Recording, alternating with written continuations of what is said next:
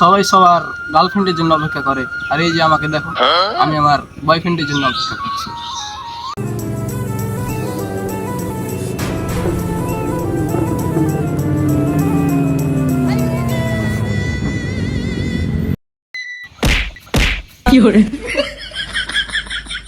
কেউ দেখেনি।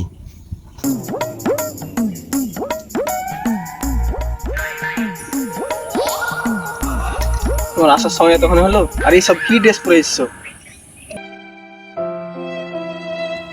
আসলে এসব রাস্তাঘাটে ফকির মিসকিনেরা কত আজে বাজে ড্রেস পরে থাকে, দেখি তাদের কিরকম লাগে, তাই আমি এসব ড্রেস পরে বেড়াই। আর পোশাক নাই। আচ্ছা আমি সব বাদ দাও, এবার তুমি যদি এইচএসসি পরীক্ষাতে A+ না পাও তো আমার বাড়িতে তোমাকে মেনে নেবে না। আরে ওসব তুমি কিছু চিন্তাই করো না, পাস করতে পারবো কিনা তাই টেনশনে আর A+-এর কথা বলি। আচ্ছা ওসব টেনশন বাদ দাও, আপনি একদিন পরেই রেজাল্ট সব দেখা যাবে। চলো যাই।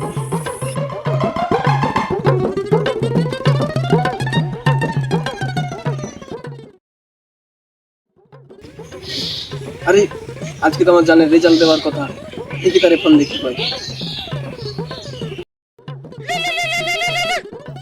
এ সময় আবার কে ফোন দিল? আরে জান ফোন দেখে তো। হ্যালো, তোমার রেজাল্টের কি খবর? আরে রেজাল্টে 2 মার্কের জন্য ফেল করে গেছি বুঝলা, 2 মার্কের জন্য শুধু। কি তুমি পাসে করতে পারেনি? A+ তো দূরেরই কথা, তোমাকে তো আমার বাসা থেকে আরো মেনে নিবে না। তো তুমি কি ভাবছো, তোমার বাসা থেকে আমাকে না মেনে নিলে তোমার বাবা মার কাছে যে আমি হাত জোড় করবো নাকি? তাহলে তুমি ঠিকই ভাবছো। জান প্লিজ, জান তুমি তোমার বাবাকে বুঝিয়ে বলো, জান প্লিজ প্লিজ আমাকে যাতে বিয়ে দেয় তোমার।